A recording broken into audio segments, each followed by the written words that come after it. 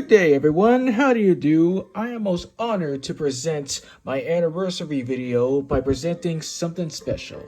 Yes, I know I go on and on about how nostalgia is just a coping mechanism for me and, well, just talking to death about it 24/7, but it really does pay off because it's one of the many few things in life that just keeps me happy. And, well, something just doubled it because of what I have for you today.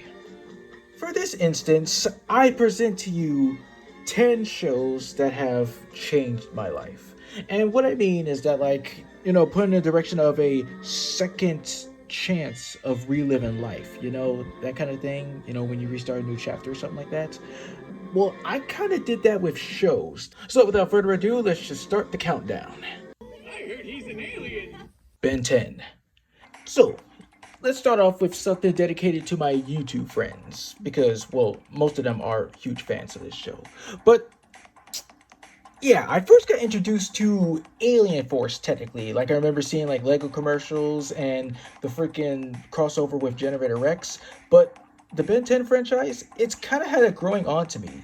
And maybe that might have been due to me taking that whole freaking awesome as heck see me voice characters from the franchise, which people enjoyed, and it got me intrigued because yes, I did see like the reboot series, but it's not really as good as, of course, like the OG or Alien Force or anything that I might be continue watching in. I took a peek and I enjoyed it. Like it reminded me so very much of like Teen Titans, like when it comes to like the art style and the jokes and everything like that. I am now up to like reaching to season 4, and I'm just can't wait to what I have in store. Yeah, we got their balls. Stop laughing. Just have our money. The Dragon Ball franchise. Oh boy, has this been a ride for me. I remember like it was yesterday. It was like one time at my grandma's house where I was just experimenting with the OG series, and then after learning about, well, all different kinds of different stuff, especially with Dragon Ball Z, like I mostly remember like the theme song, either like Rock the Dragon or Don't Stop, blah blah blah, that one. But Dragon Ball is one of those many franchises that's the biggest highlights for me mostly is the characters. Kind of similar to like Star Wars, because that's how they are with me. So many different likable characters, well at least some of them, because well, I think there's only like 2 that I don't really kind of like. But nevertheless, the action, the humor, everything. So glad that I got the opportunity to give it a second go. And to also up the awesomeness, if it wasn't for the Sonic Nozzle Unleashed videos, which kind of have the Sonic characters like in Dragon Ball Z, like a scenario, that type of thing, you can really tell that was one of the coolest things on YouTube. That's so funny. Last time I heard that, I laughed so hard I fell off my dinosaurs. Dinosaur King. Ooh, we got another one from way back ago. Back in the good old days of CW4 Kids, where I heavily watched Sonic Unleashed. I mean, Sonic X. I was like unaware that it was my first introduction of anime. And Dinosaur King, well, I kind of describe it as a little bit of, or anybody could describe this as Pokemon, but with dinosaurs. And well, you can really see it as that. Even some of the voice actors from Pokemon have played characters. Like Veronica Taylor and the late Rachel Lillis. And I just gotta say, I kind of enjoy this better than the Pokemon franchise. Sorry, fans out there. But one of the most funniest things about it is the running gag of characters calling Ursula an old lady. Like, no matter where she is, she's still able to like hear from like a mile away, like it's some kind of superpower. And with season 2 right now, still watching it, and it's a cool concept of like Max and friends just going on to different places in the world in order to just find their parents. It's a boy? She's Al. So yeah, this concept was kind of a little bit unique in its way. With a young boy, Guy Hamden, receiving this ring that ultimately transforms him into Shizao, and well, he now bears the mantle. Even though Guy takes on the mantle of Shizao, he's still a young boy. Like, he doesn't enjoy it. But ultimately he does embrace it, but you get my point. It's all about, you know, great power and great responsibility and stuff. And one of the biggest also, you know, stinkers might be the comedy. I mean, like, there's nothing wrong with it. Of course, there's many like she puns out there which might be a little bit obnoxious, but after reading that it was inspired by like the 1960s Batman in addition to Shazam, I'm like, oh, well, I guess that makes sense. This is still an awesome show with an excellent balance of both action and comedy. Some that, like many shows, just, you know, can't take responsibility in. The Avengers. Yeah. That's great. Avengers Earth's Mightiest Heroes. Tis but a blessing. Yes, even though I did enjoy the live action Avengers movies, this was second nature.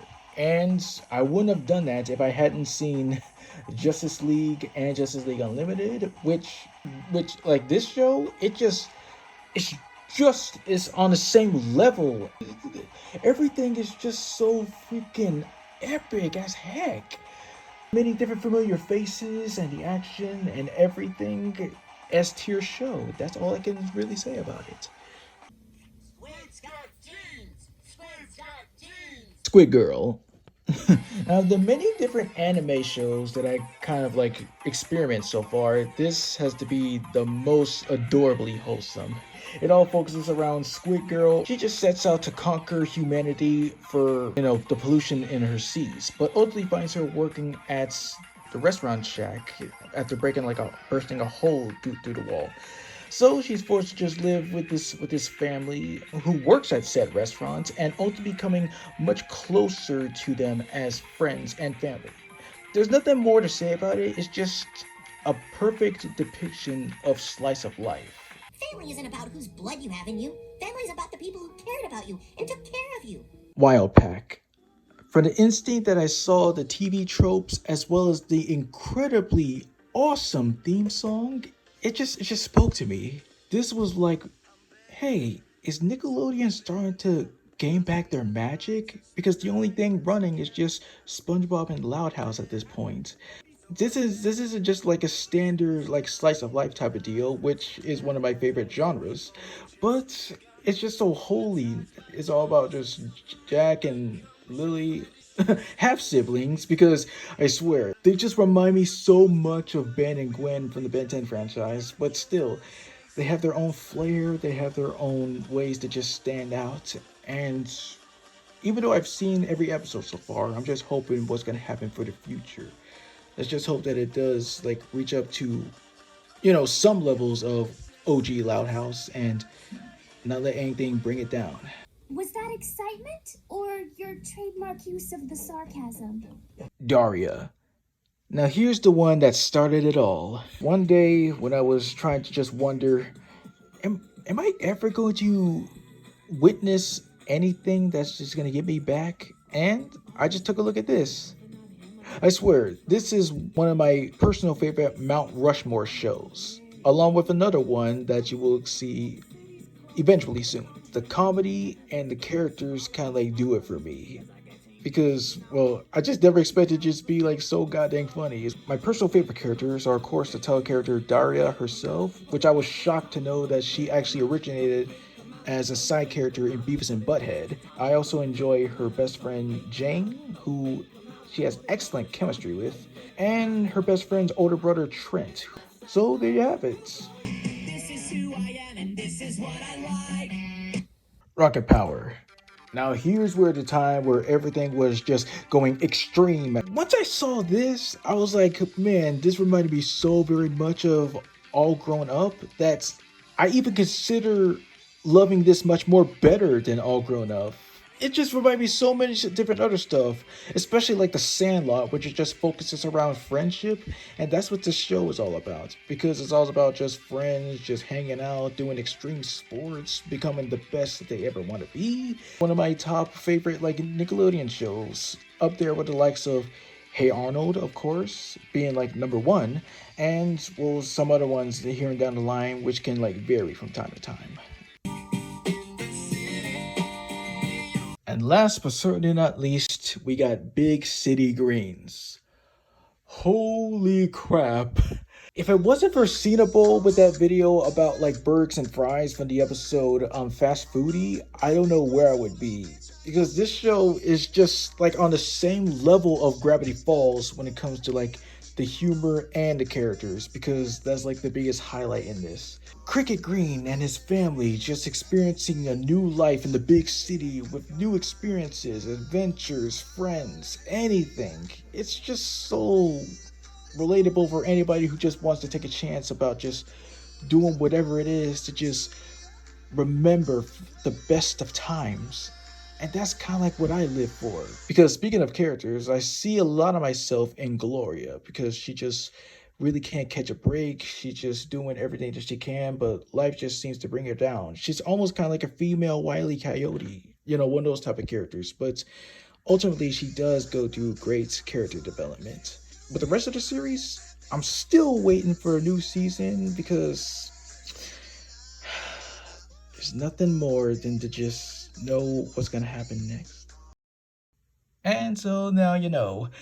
If there's anything in life that gives you a reason to just, go for the most, just go ahead and just tell anybody like how you feel about it. And hope for next year, or any other year for that reason, to leave an impact to inspire like other people, just as they inspired me. I'll be seeing you around, and thank you for knowing my happiness.